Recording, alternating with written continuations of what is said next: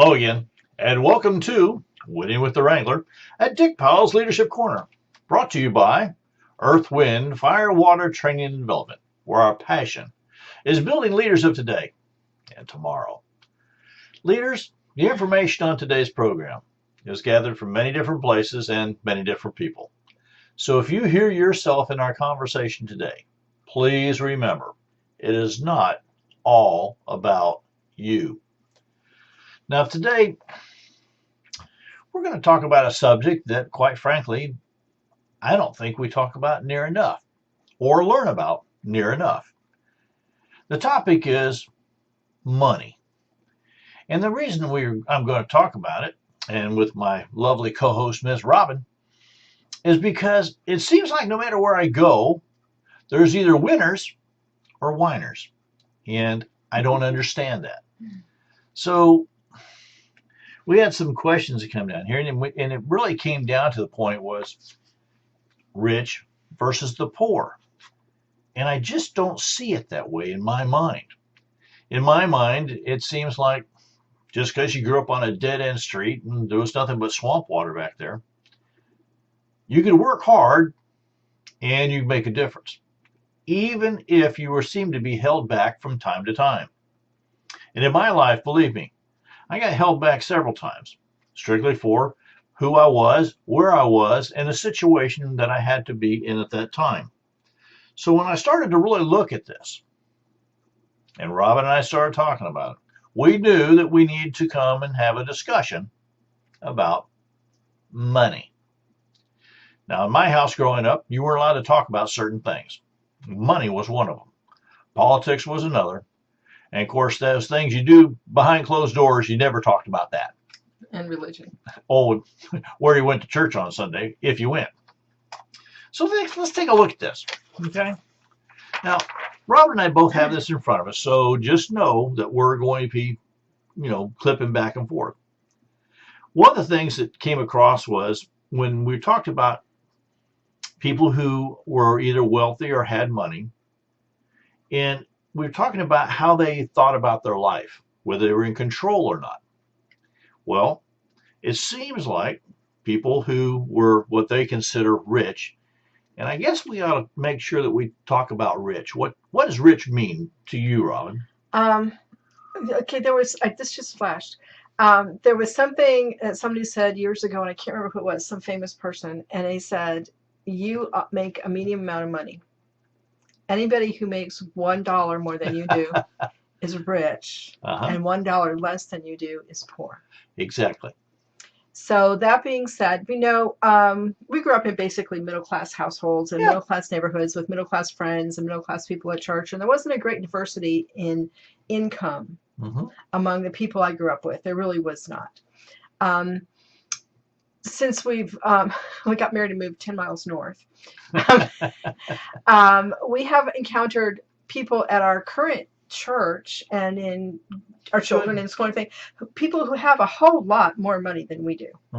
And we've also encountered people who have a whole lot less money than we do. And we've encountered people who have a whole lot more money than we do that think they have less because they don't know what to do with it. And we're finding out that some friends of ours that people felt badly for actually had triple our annual income at one point. So we don't really know who has what money. Everybody at church thinks we're very wealthy because we don't pour mouth. Again, we don't talk about money. So it's interesting to go back and find out among the people that you've been worshiping and communing with and having that kind of thing with for years and years and years, who really has a very lovely nest egg and who has enough to do okay.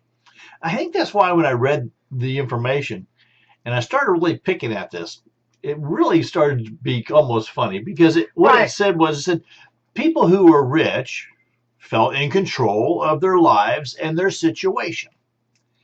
And I have met people who really had nothing, who really believed that they were in control of their lives, that they were the ones that made the decision on how they wanted to live, where they wanted to live, and the way they wanted to live. Right. So basically what we're finding out here through all this minimal research we've actually done on this, honestly, is that it's your state of mind, not your bank account.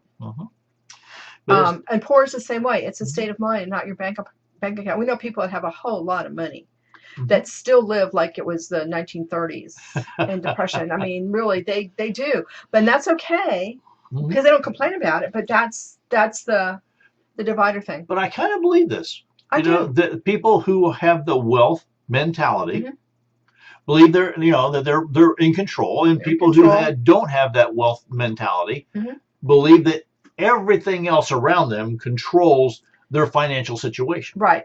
They have not taken control of their own situation. I think that's the what that means. They haven't taken control. They have, whatever, spent every dime they ever made, theoretically, and it's probably, in many ways, places we know that's true, with no plan for the future because they didn't see how to plan for the future.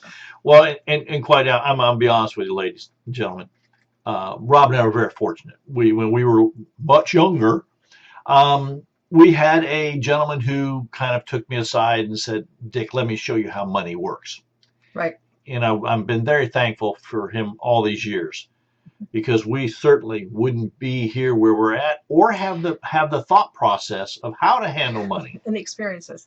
And that also means that it doesn't work the same way for everyone. Right. Some people are not going to be able to see a big picture or anything else. I know I was talking to a gal the other night that's in her mid-40s. She has her own business. She's been to school. She has no responsibilities. She's never been married, has no children, blah, blah, blah. She still has student debt.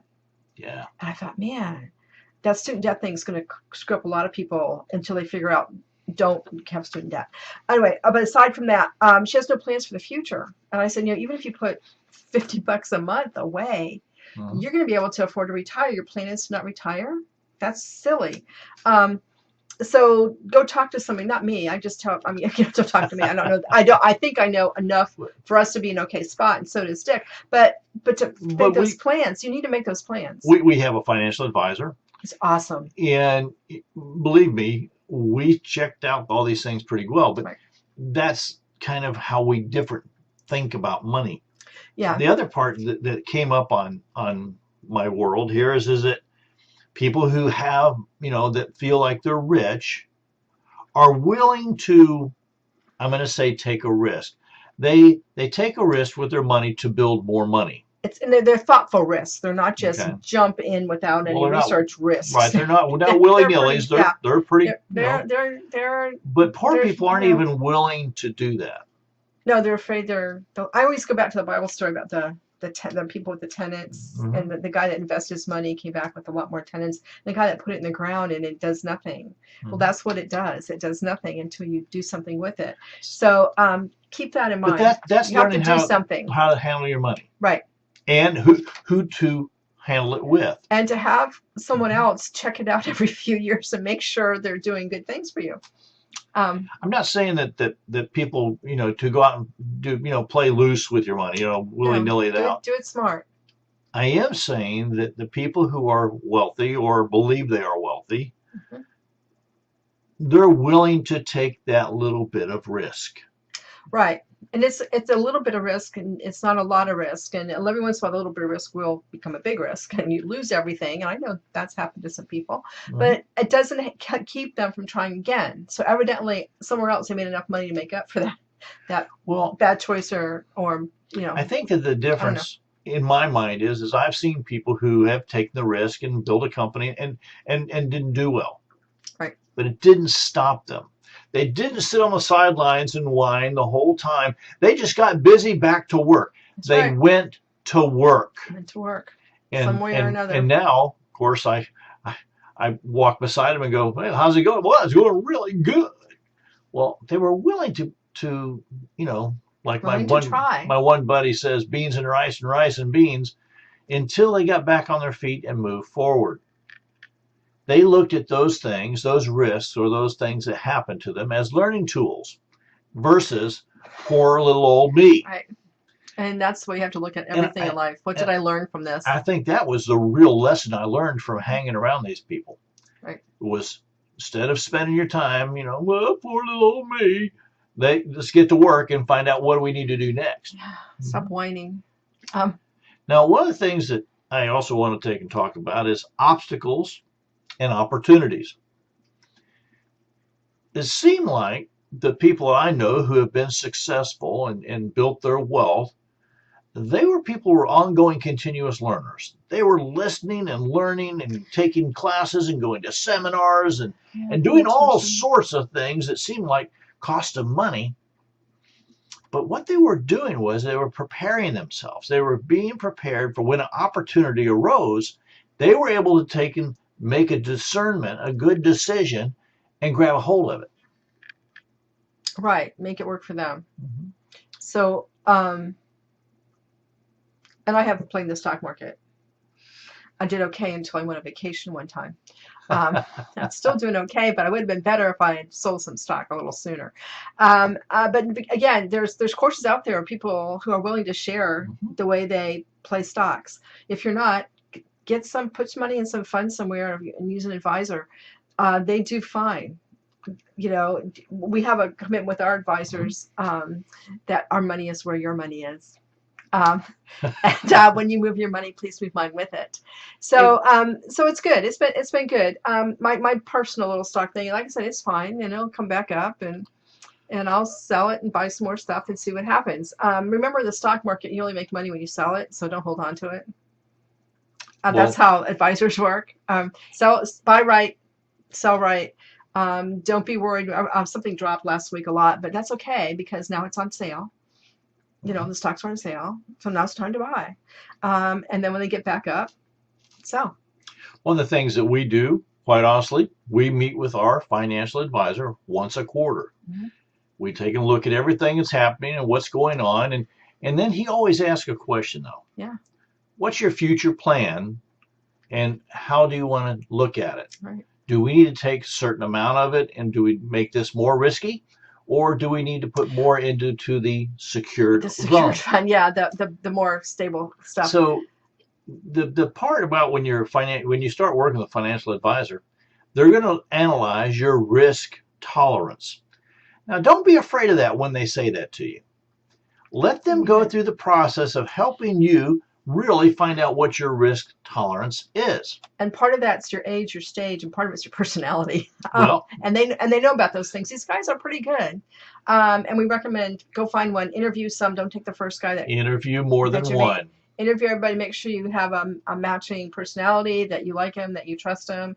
And like I said, our stuff over the years, we've had someone look at it periodically, or we look at it. This guy now comes when we meet with him. He comes with pie charts and bar graphs. So. You can tell what things are doing, you know, it's okay. And we look at the bottom line and we say, okay, we're fine. I have to say that unlike a lot of people who retire and dip into those accounts for motorhomes and, summer property and things like that, we did not do that.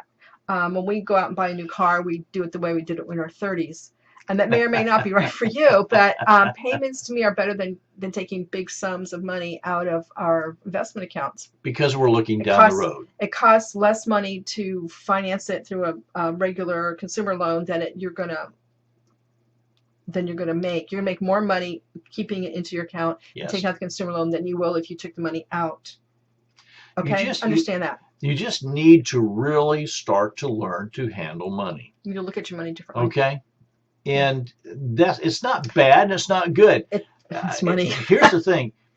Growing up in my house, I can hear my mother very blatantly tell you that people with money are bad. You know, if they have money, they must have gotten it, through messing with someone else or stealing it from somebody.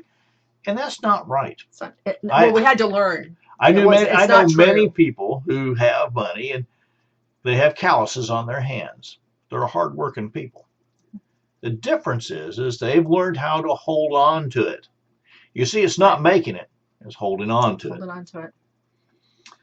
One of the things that I really enjoyed when I started doing some of this research was the thing about dreams. The difference is with people who felt they were rich versus the ones that were poor. The people who are rich seem to dream big. Again, it goes back to risk tolerance.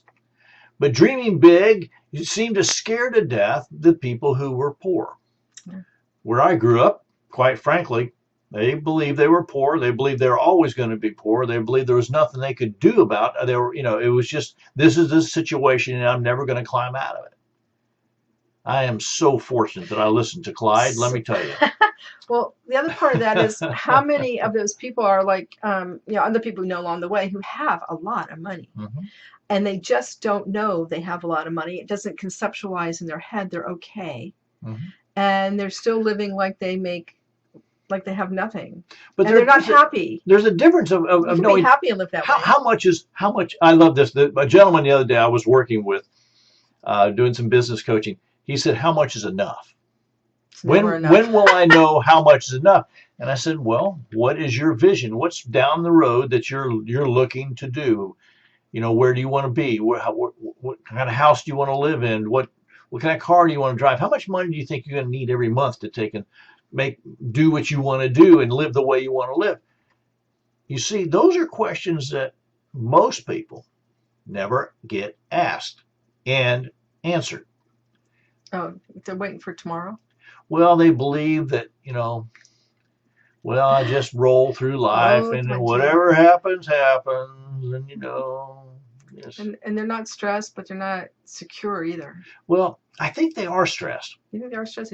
I think they are. And that's what I was talking to Mary Jane about.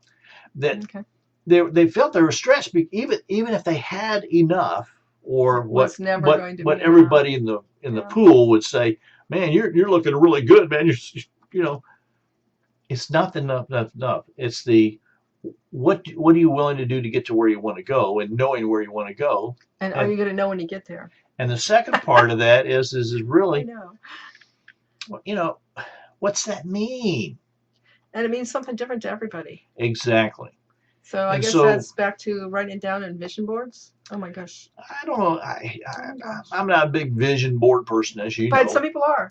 But I tell you what, visual opportunities are a very smart thing to take and have. So I would never turn them down or say don't do it. I'm saying do whatever makes you. Mine is on a big whiteboard back there, just so you know. It's behind the curtain. It's behind the blackboard, yeah. Okay, it's on a big blackboard of where we want to be and what we want to do. And here's what I'm going to tell you. Ages and stages will change some of that. They affect. Okay? Because I remember when we were younger, I wanted to have a place in the woods, a cabin on the lake and all that kind of happy stuff. And all of a sudden we were in our late 40s and I went, gosh, it's hard enough taking care of this one house. Can I imagine taking care of two? Oh, 2 taxes, 2 insurances, 2 upkeeps, 2 decorator and ones. Both of us went, oh, not doing that. I think we need, and that's another thing. If the dreams and goals you have when you're in your 20s or 30s, you need to reevaluate those, because the people that we knew that retired when we did, that spent that a large sum of their retirement package on a brand new motorhome. We know what those cost, and had never been camping before. They had no idea. It was just some dream they had somewhere. And like I said, we went back and said, do we really want a log cabin on a lake somewhere? Is that where we want to live? Rent one. I'm thinking log cabin, spiders like to live inside those. So I'm going to tell you, just rent one for a month or a week or whatever, and get over it, move on. You either decide you love it and that's what you want, or not. And one of the other decisions that we made at one point, I said to Dick, he had some emergency things that required emergency, like fast hospital visits. And the first thing I said was, you can't be more than 30 minutes from a main hospital, not a little clinic, a main hospital. Because when you need a doctor, you need one fast. And this 2 hours of the hospital crap isn't going to fly. Let's plan for all of our contingencies. Yeah. So think about those things. If it makes you feel rich to have 2 homes and poor to maintain them, then maybe you need to make another decision. Think it through. It's okay to change your mind. Mm-hmm. It's really okay. Sometimes it's a smart bike. One of the things, though, I will agree with this information that I pulled up. People who are wealthy are doers, not just dreamers. Mm-hmm. Now, don't misunderstand what I'm saying. Dreamers are good. Dreams are great. But dreams take action. If you just want to dream something and sit back and think it's going to happen, well, it doesn't normally happen that way. Well, and Robin's rule is, when you're dreaming something, always think 2 or 3 steps forward. Well, exactly, but that still takes action. It takes action. It takes thought. It takes research. It takes thinking and planning and doing. And so that's the part that I believe is kind of missing in this thought process.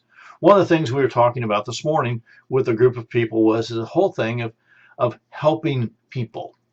Yeah, what's helpful? And what is helpful is helpful showing them how to take care of themselves, how to handle their money, how to maybe go shopping or cook their own meals. Is helpful doing some instruction and learning, or is helpful just giving them something and walk away? Mm-hmm. Well, in my world, just giving them something to walk away is a waste of my money and a waste of their time. We met a gentleman just this week, matter of fact. 4 days ago. And he was on the outside of the grocery store riding his bicycle. He came up to me and said, "Man, I've got like $202.50 and I'm homeless. And is there any work I can come do at your home?" And we didn't have anything to do. But Robin said, having been down to the church, I know that they help folks out. And he says, "Well, going to the church is all well and good, but there's two problems there. One is they give me food that I have no way to prepare because I'm homeless. Two, they give me food that too much food. I have nothing to do. I have no place to store it, so the ants eat it. Three, I want to work. I want to work for what I get."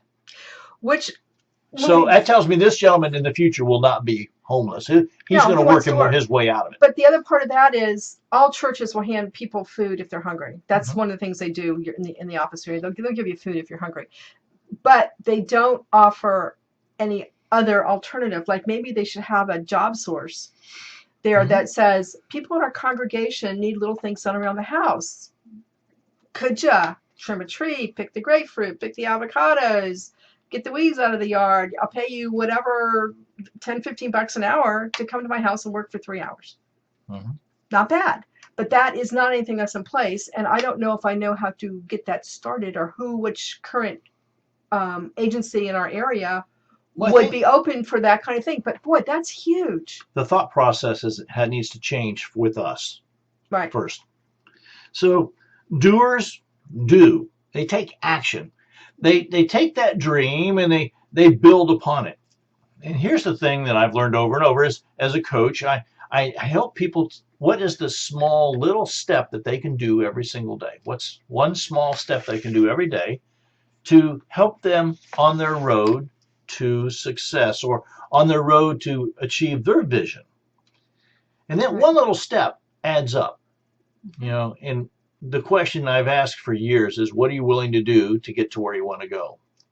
One of the things that you need to be willing to do is learn about how to handle money and get rid of the I need it right now thought process. That was one of the things Clyde taught me a long time ago. You think you want something, go and check it all out, but wait 24 hours before you purchase it.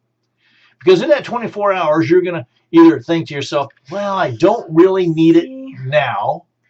I might be able to save my money and pay for it in cash later, or I don't need it at all. Well, and that's one of the reasons that, again, some famous person proposes keeping lists, not just a grocery list, but a list of things that you want or need. Okay.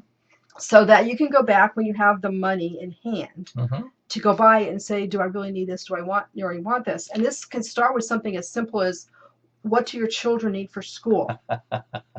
What kind of clothes do they need? What kind do they want? Give them a budget. They'll figure out how to spend it. Or they'll figure out that they need more help figuring out how to spend their budget. But what do they want and what do they need? Is it a want or a need? And is it a want or a need? And is it something that's going to take me 3 months to save money for? At that time, do I still want it and need it? I know when we were first married, I would make a grocery list. I always kept an ongoing grocery list. And before I went to the store, because I knew I couldn't afford everything on it, I would go through and cross out the things I had enough for 2 more weeks, because we got paid every 2 weeks. And I kind of do that now still, and I don't have to. But it's okay. You don't need to buy a lot of stuff ahead. You have to have enough stuff for a week or so in your house, and that's good, because I don't want to go to the store every day. And you need to watch how many things you buy that aren't on the list. And say, I'm going with a list. I'm going to buy what's on the list, and that's what I'm going to buy. And if you're doing it for clothes or household goods or whatever thing else, you will save. You'll make a lot less knee-jerk purchases for things that you really, really don't want or need. Tell them the story about the young people, what they're doing with them over at Waimama. Oh, the sneakers. Tell them about the sneaker Okay. story, because this is a lesson in money. For everyone. And we didn't think about that way until afterwards. Okay, so we in our area we have a farm workers mission. Mm-hmm. And they again, farm workers are picking fields. We live in Florida. Everything grows here. Everything has to be picked and everything has a season. In this particular location, over the past several years, what's happened is the migrants aren't migrating.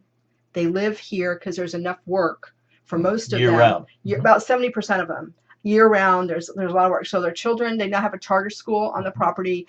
They're doing grand things. Several years ago, they said we don't need clothes anymore. We used to send them clothes and shoes and furniture and pots and pans and everything. We don't need clothes anymore. We're like, well, why don't you need clothes? And they said, well, most of the people work here all the time, so they're steadily employed. Makes a difference. Number two, Super Walmart opened down the street. They can buy new things.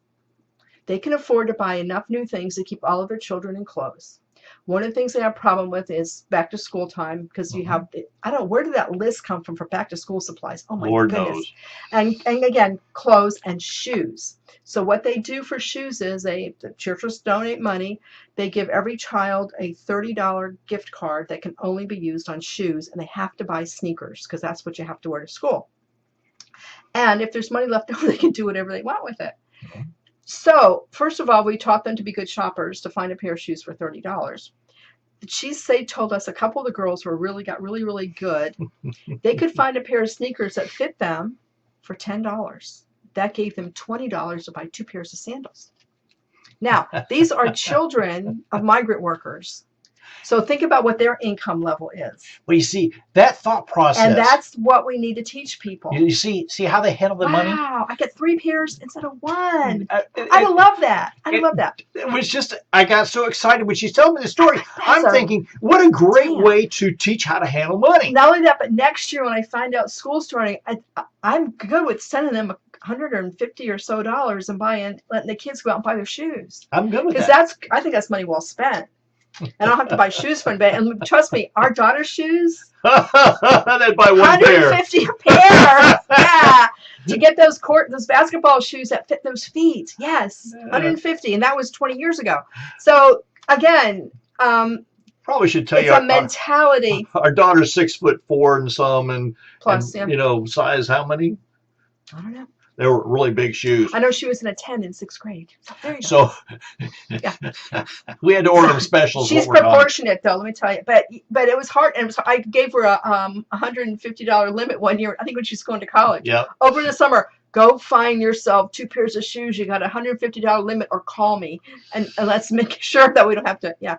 Because that was 20-some years ago. So, again, this is all about learning about money, how it can work for you, how you can work with it and make it work for you and not work against you, and be aware.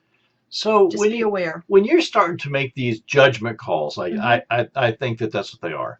And you say, well, that person's rich. Well, you don't really know. You don't know. Okay. Or that person's poor. You really don't know.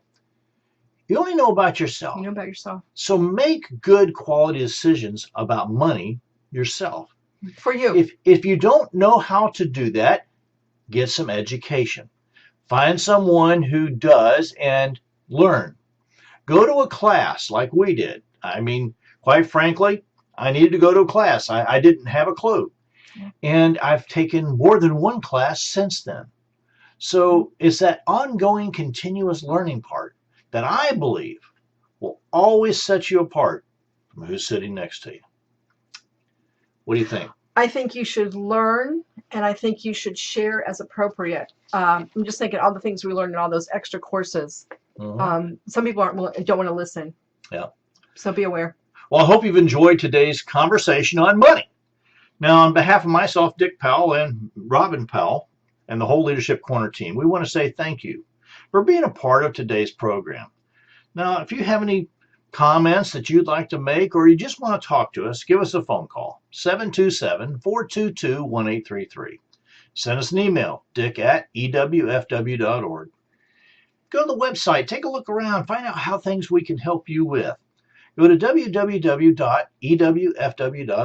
And when you're ready for us to come and put on a leadership program at your location, don't hesitate. Get on that calendar as quick as you can because we do fill up over the year. Well, I see our times are almost out. So until next time, this is DW the Wrangler saying, ride hard, ride fast.